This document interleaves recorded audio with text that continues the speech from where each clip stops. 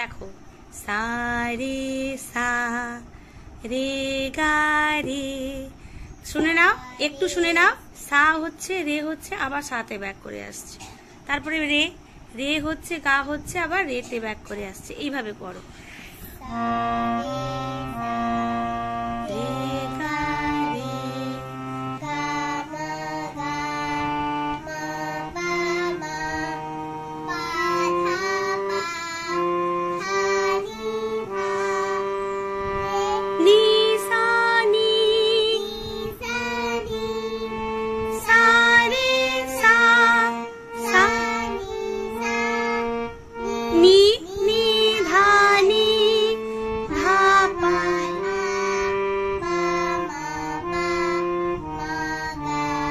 মা গা মা,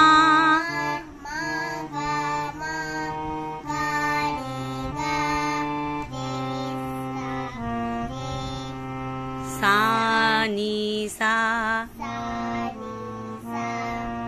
আরো ভালো করে সা নি সা সুরে বলো। সা নি, সাটা সুরে বলো। সা নি সা। তাহলে এই নিটা হচ্ছে, এই নিচের নিটা হচ্ছে মন্দ্র সপ্তক বা লোয়ার অক্টেভ। হ্যাঁ, এইখান থেকে এতটা হচ্ছে লোয়ার অক্টেভ। সা নি ধা পা মা গা রে গা মা পা ধা নি। এটা হলো কি বলো, কি অক্টেভ?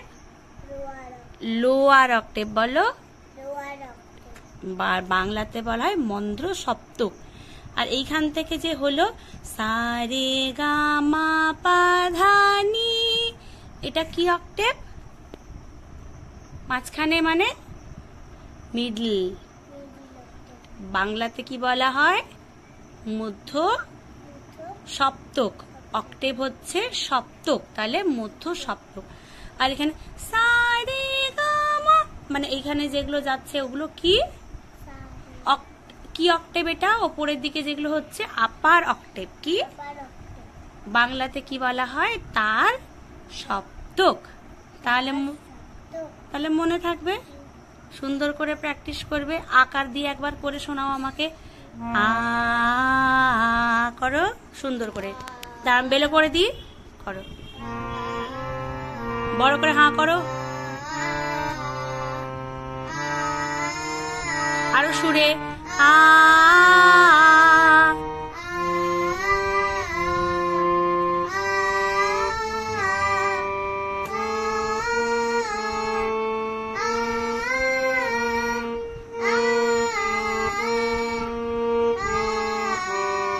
নি আরো ভালো সুরে সুরে বলো। নিটা আরো সুরে ভালো বলো।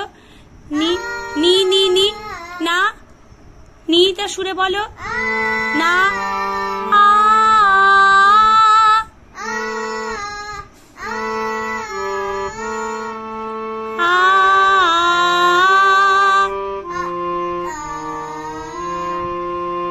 মা গা মা, আ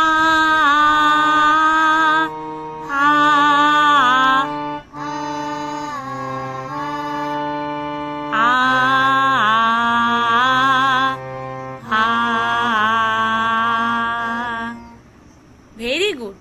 সুন্দর করে সুরে সুরে মিলিয়ে করবে, ঠিক আছে?